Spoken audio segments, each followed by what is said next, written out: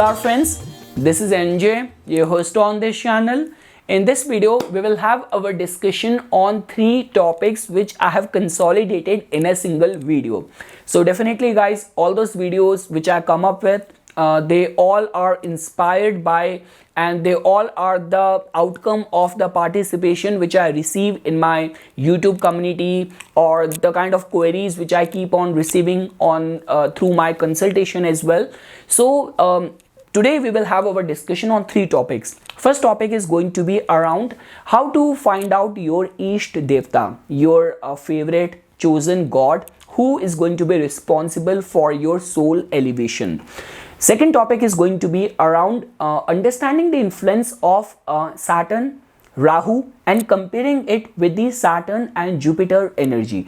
Because guys, as you know that next year in 2023, Rahu and Saturn are going to be strongly interconnected with each other. Saturn, once it will transit to the Aquarius, it will start looking at Rahu with its third aspect. And Saturn in itself is majorly going to be transiting in the nakshatra of Rahu in Sadbisha. So because of which you have to study and look at this combination with an open mind, because if you will go by the traditional books of Vedic astrology, this combination has been written in a very negative light. And imagine we are living in a day and age of technology, of electronics, of mass media. So this combination needs to be understood with a very open mind. And lastly guys, we will also try to understand how you can decode the impact or result of the Saturn Sade-Sati. So guys, first to begin with, now when I say about the Ishta Devata, so I'm very much sure that people living in India and the staunch Sanatan Dharma followers, they might not have any confusion over this aspect of their life, because if we will go to the countryside in India, not only people have their favorite god, they have their family kul devatas, but also in certain villages they also have their village protecting god as well. So over there is no confusion. But just because I also have lot of the Western participation in my YouTube community as well, and Westerners a lot many times they ask me this question because they have got strong interest towards the Vedic tradition, Vedic rituals. So they many times get curious that apart from whomsoever god I am attracted to, but what does my chart is indicating? So astrology can also prove to be very helpful in giving you that answer.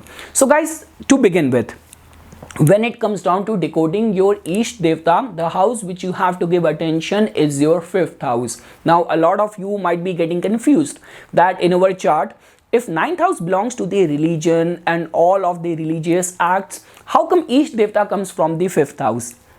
So guys, that's very simple.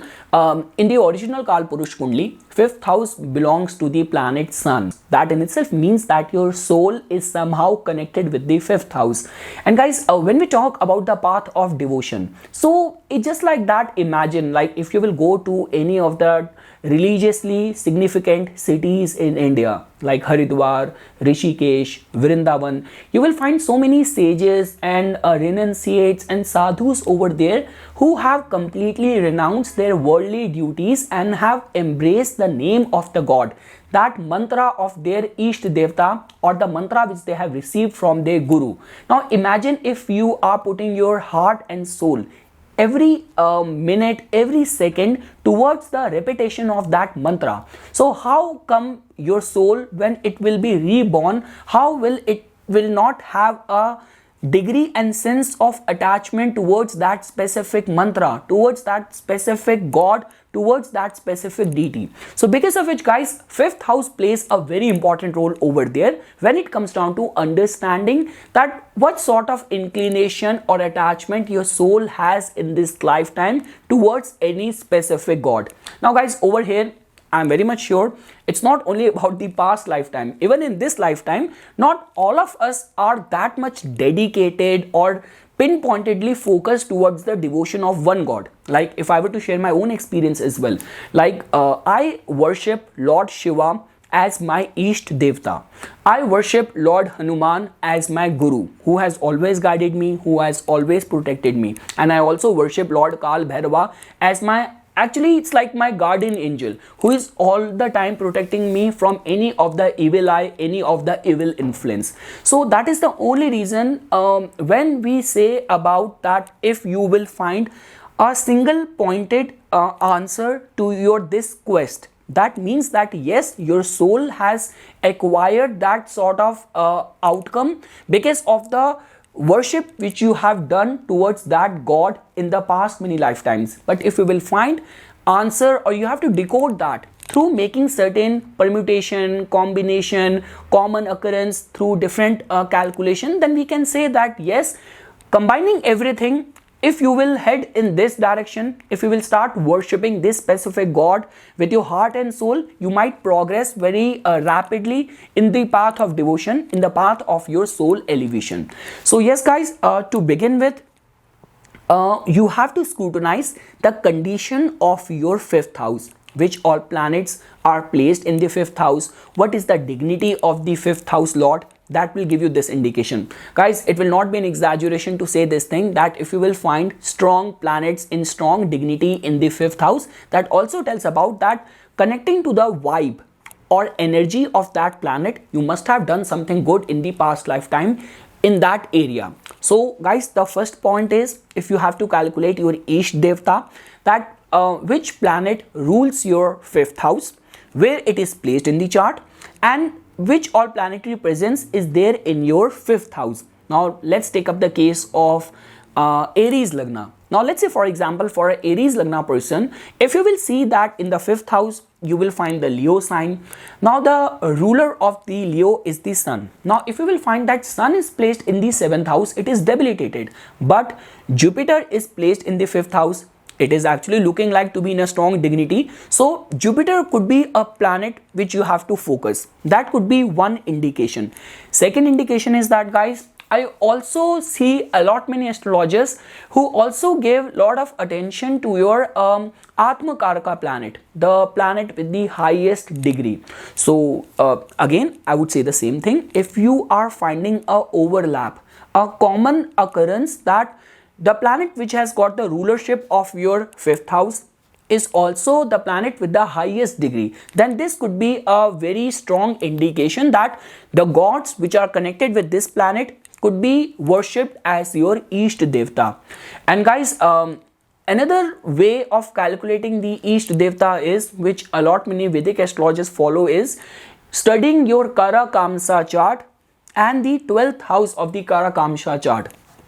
Because guys, that's very simple these days. You can easily find the Karakamsa chart in any of the astrology app. The calculation part is also not that complicated. All what you have to do is that in your main ascendant chart, you have to see which planet has got the highest degree. Now you have to see the zodiac sign placement of that same planet in the D9 chart. So you determine that in which sign that planet is placed. You have to again come back to the Lagna chart and make that zodiac sign as your first house. That is your Karakamsa chart. I do not want to show much of the reference example, because in majority of the apps, like whether you talk about Jagannath Hura software, Astro Sage, in a lot many of these apps, that is a by default chart which you can find over there. So now what you have to do is that in your Karakamsa chart, over here, you calculated the Karakamsa chart only because of your Atma Karaka planet. So this chart becomes so important that it is actually a voice of your soul. So in the Karakamsa chart, you have to see the 12th house, that which sign is falling over there, the planet which has got the rulership of that sign. A lot many times people worship the god connected with that sign as the Ishta Devata. So again guys, if I were to summarize, first indication is that you have to see the dignity of your fifth house from your main Lagan chart. Now again, I want to make it very clear which all planets are in strong dignity in the fifth house and what is the dignity and state of the fifth house lord. Second indication to give attention is the planet with the highest degree, which is your Atma Karaka planet. And third pointer is that you have to see in the Karakamsa chart which planet has got the rulership of your 12th house in your Karakamsa chart. Again guys, if your soul has reborn in this lifetime with that strong one pointed devotion to a god in some past lifetime, then you will not find any vacillation, any confusion. But yes, if you have a moderate worshipper in the past lifetime, then you have to do certain calculation. I still remember, guys, I once I went to Rishikesh in one of the family wedding, and we were invited to a relative of ours, and they have this old person over there. He was very old, he hardly used to speak as well, and I was very small, young at that time. So I was just sitting close to his charpai, his bed, and was just observing everyone, all the elderly people are talking, and I was just observing this very old person who was on the bed. And later on I asked my mom that why he was talking Ram Ram Ram over and over again. So my mom said, no, he is so old, so sick, he do not even speak. I said, no, I was very close to his face, and I hear this thing that he was saying Ram Ram Ram Ram. Then later on people told me that he when he was young and throughout his life, he was a very staunch devotee of Lord Ram, and he always was in this practice of reciting Lord Ram. Now not everyone is able to decode this or observe this, but a lot many people in their family only believe that even in his breath, if you will monitor or observe very carefully, you can, even in his breathing, you can hear the name of Ram. So yes guys, this is one of the way of calculating the Ishta Devata. Now comes the second topic of today's discussion. I'm so sorry guys, now before I will conclude this. So now when we talk about the gods, Hindu gods, which are connected with the 9 planets. So again guys, like over here I can give you a free hold. Like if you are very much attached and interested towards the devotion of Lord Vishnu and all of the incarnations of Lord Vishnu, like you are a Vaishnavism follower, then there are the list of the incarnation of Lord Vishnu, which is connected with the planets as well. Like sun is connected with the Lord Rama, moon is connected with Lord Krishna, Mars is connected with Lord Narsimha, Mercury is connected with Lord Buddha, and Venus is connected with Lord Parshuram. So that is one connection from Vaishnavism. For all those people who follow the Shaktism, so over there you can also connect the form of the feminine divine, which is connected with that planet of yours. Like for example, for the worship of sun, if sun gets calculated as your Ishta Devata connected planet, so and you want to worship only the feminine divine in that form, so worship of Matangi will be very auspicious for you. If it turned out to be Saturn for you, the your Ishta Devata connected planet, and you want to only worship the feminine divine in that form of your Ishta Devata, then the form of Shaktism connected with the planet Saturn is of goddess Kali. When we talk about Rahu, it's Chinmasta. When we talk about Ketu, it is Dhumavati. So this is a chart which you can follow, and I'm very much sure that it will give you this guideline. Now guys, the second point is about understanding the contribution or difference in the energies of Saturn, Jupiter on one side, Saturn, Rahu in another side. Let's take up the case of Saturn, Jupiter. So guys, first of all, try to understand this thing that Jupiter goes through debilitation in the zodiac sign ruled by the planet Saturn. Over here there is a difference because like Jupiter does not do very good in the earth signs and the air signs. It generally does good in the fire signs and the water signs. And opposite is the case with the Saturn. Saturn does not do very good in the fire signs. It does not do very good in the water signs.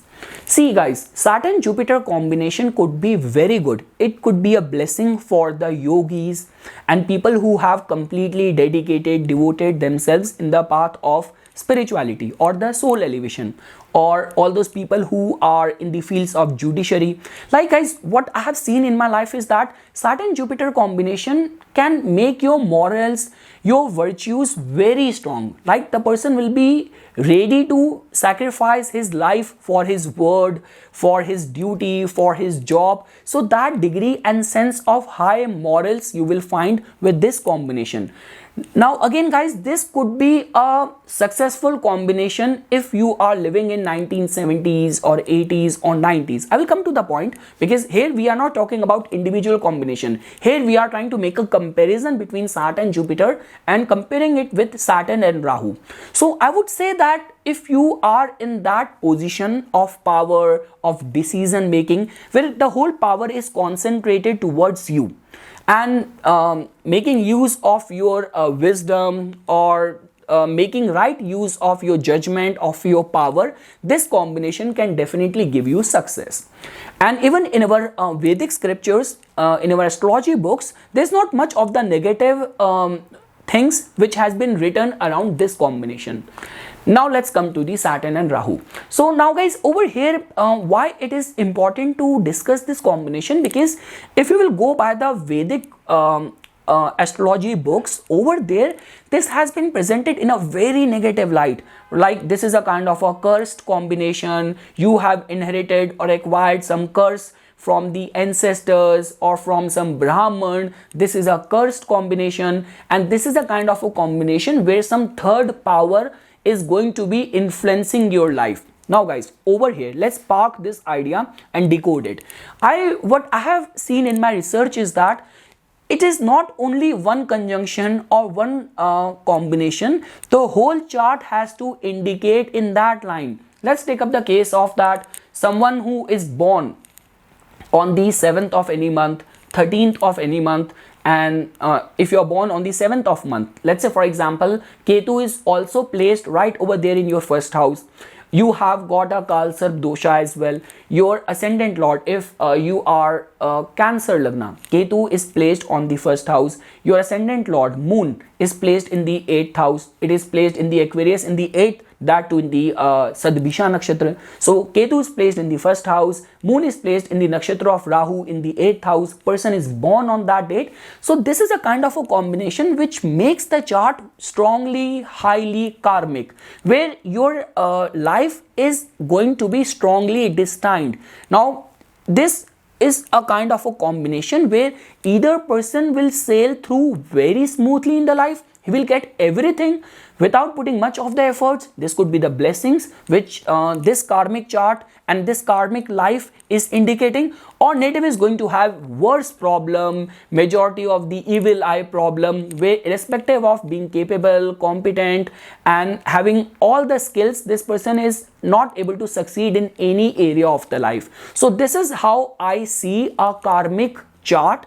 And over and above that, if we will find this combination of conjunction of Saturn and Rahu in some difficult houses, then you can say that all the in our ancient astrology books, the way it has been mentioned over there, this will manifest a curse in the form of blockage, evil eye and obstacles in major areas of the life. But let's say for example, if you will find that ascendant has to be strong, ascendant lord is in a strong dignity, Moon is not afflicted in the chart, Moon is not getting influenced or getting hemmed between Saturn and Rahu, and Jupiter is aspecting this combination, and this conjunction is taking place in some good houses, like when we talk about 3rd house, 7th house, even 6th house, 10th house, 11th house.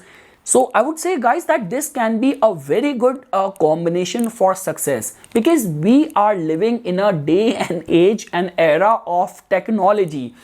Rahu is responsible for giving you idea. Rahu is responsible for giving you that hype around you.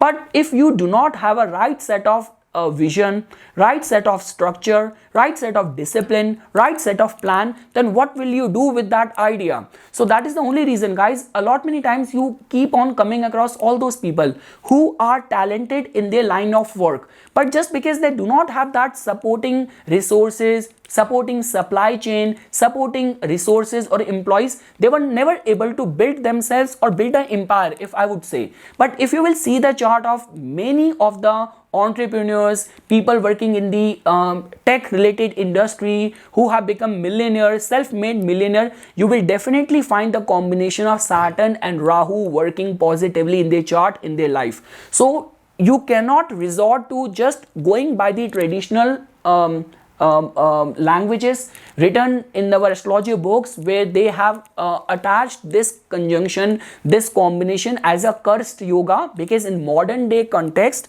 if the overall chart is not karmic, this could be a biggest contributor of success in the life of the native. And definitely guys, like the way we say this thing, Ketu gave results akin or equivalent to Mars. Same way, Rahu is like a shadow of planet Saturn only. So this is a kind of a combination which can actually make you millionaire, which can give you humongous success in the life. So do not see this combination with a biased mindset. That is all which I want to say. So if you have some other findings or some other opinion on this combination, please feel free to write in the comment section. Now guys, comes the third combination, now which I actually want to explain through an example over here. Now when we say about that Saturn Sade-Sati is going to begin in someone's life, so guys, there has to be a parameter or a scale to assess that. Now over here as well, I want to say this thing, because whenever I make videos on the weekly or monthly transit or yearly predictions, a lot many times people say that all these transit videos are useless, it's only your dasha which is responsible for giving you the results. Then why do you get so much attached to the Saturn Sade-Sati? Because Sade-Sati is happening in the transit only. So try to understand, or let's try to decode it, that in which way or what could be the right way of decoding someone's Sade-Sati. So as you can see this reference chart in your screen, that this is a Aries Lagna person with Rahu, Ketu in the first house, 7th house, Moon in the 3rd house. This was a random chart which I just made to explain this Sade-Sati calculator. So now let's imagine that this person has begun the dasha of the Jupiter. And just because for the Aries Lagna people, Jupiter is a very auspicious planet. Jupiter has got the rulership of the 9th house and the 12th house, and Jupiter is placed in the 10th house.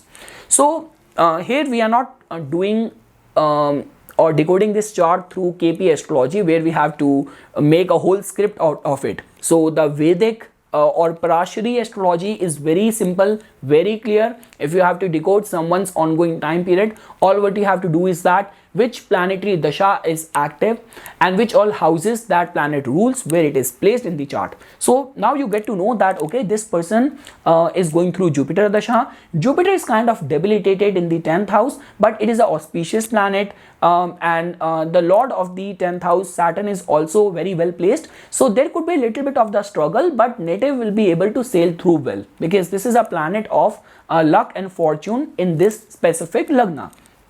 Now guys, if you want to add some more layers to it, let's say for example, this person within the Jupiter Mahadasha is also running the Antardasha of the Mercury as well. So that means we have to take into consideration the house where the Antardasha Lord is placed, which all signs or houses that Antardasha Lord planet rules, and we have to also see the distance between the Mahadasha Lord and the Antardasha. So we can see over here that there is a distance of 2 and 12 between the Mahadasha and the Antardasha. So there could be concerns of the foreign land, getting some higher qualifications, immigration. If native will direct his energies in that direction, his life might progress. So everything is going fine. So we just studied the chart, we studied the dasha. Now comes the Sade-Sati. So let's say for example, when we were doing all of this calculation, or native was actually working in the lines of the foreign land, immigrating to a new country,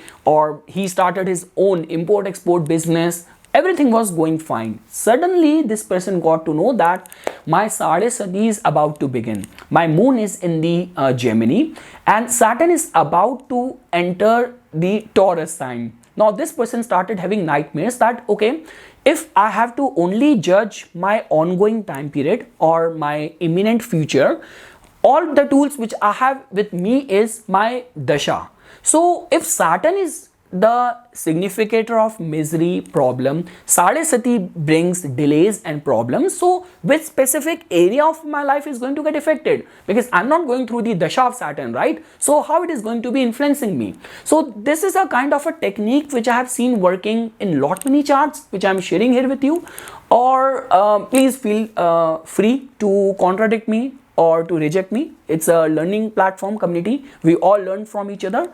So what I have seen, guys, in these kind of circumstances, that what matters is that whenever you have to like judge the Saturn Sade-Sati, so the individual placement of Saturn in the Lagan chart becomes very important during that time. Now many of you will differ with me over here that if Saturn is not active in the dasha, so why we have to give attention to the placement of Saturn?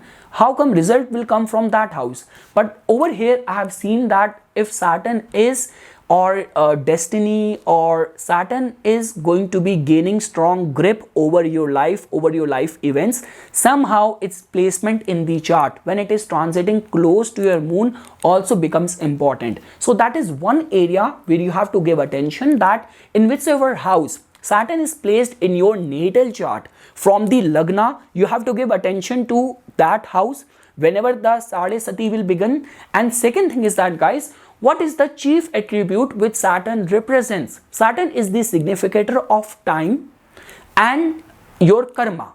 So chiefly profession and your actions we judge from the dignity of planet Saturn in your natal chart. So just because Sade-Sati is calculated from your moon sign only, so all what we have to do is that when we make your your moon sign as the Lagna from the moon chart, over there you have to give attention to the 10th house and 10th house lord, its dignity, because once Saturn Sade-Sati will get active in your life, it hardly matters which planetary Mahadasha or Antardasha or which all houses are right now active in your life. From your moon sign, the 10th house and the 10th house lord become very important at the time of someone who is going through Saturn Sade-Sati. So guys, as you can see in this specific case, this person, if you will make his moon sign as the Lagna, so for the Gemini moon person, in the 10th house you will find the zodiac sign Pisces. That means the rulership of that goes to the planet Jupiter. Now guys, as you can see over here, that the 10th house lord has gone to the 8th house from the moon sign. So not only it is debilitated, but also from the moon sign it has gone to the 8th house, and this person has just begun the Saturn Sade-Sati. So just looking at this chart, so it hardly matters whatsoever way you were making predictions, just only looking at the dasha of someone. Now once you start getting into the nitty-gritty of the calculation of the Saturn Sade-Sati, like, because guys, imagine if I am a client, right? I come to you, you are an astrologer, you say, bro, everyone says this thing that Sade-Sati just delay thing, Sade-Sati just brings problem and all of that. Okay, I understood that Sade-Sati will bring problem, but what kind of problem? From which direction the problems will come, or which specific area will feel the heat of delay? So over there you have to see from the moon sign the state and dignity of the 10th house and the 10th house lord, irrespective of the fact that whether that house is active in the dasha, antardasha or not. So as you can see, guys, you can say this thing to this person that in his Sade-Sati, there could be some matters of instability in his profession, and if he will compromise on his morals, there could be some entanglement into scandal and some big concerns of defamation as well.